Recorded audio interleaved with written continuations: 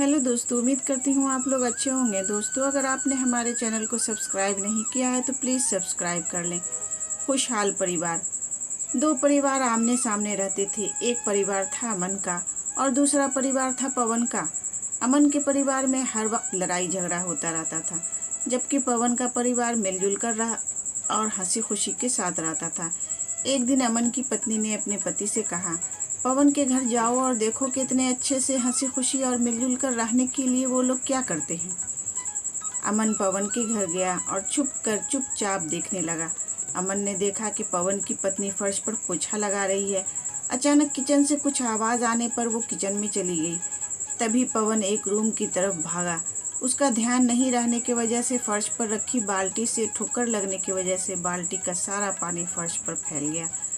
तभी पवन की पत्नी किचन से वापस आई और अपने पति से बोली, आई एम सॉरी डार्लिंग, यह मेरी गलती थी कि मैंने रास्ते से बाल्टी को नहीं हटाया।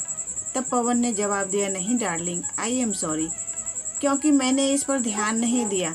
अमन जो छुपा हुआ था वापस घर लौट आया तो अमन की पत्नी ने पड़ोसी की खुशहाली का राज पूछा। अमन ने जवाब दिया, उनमें और हम में बस यही फ़र्क है कि हम हमेशा खुद सही होने की कोशिश करते हैं, एक दूसरे को गलती के लिए जिम्मेदार ठहराते हैं, जबकि वो हर चीज़ के लिए खुद जिम्मेदार बनते हैं और अपनी गलती मानने के लिए तैयार रहते हैं। तो दोस्तों, एक खुशहाल ज़िंदगी जीने के लिए ज़रूरी है कि हम अपने अहंकार को एक तरफ रखें और ख़ुद के हिस्से की जिम्मेदारी को ध्यान में रखें। एक दूसरे को कसूरवार ठहराने से दोनों का ही नुकसान होता है और ख़ुद के रिश्ते भी ख़राब हो जाते हैं। दोस्तों, परिवार में दूसरे की जीत भी अपनी ही जीत होती है।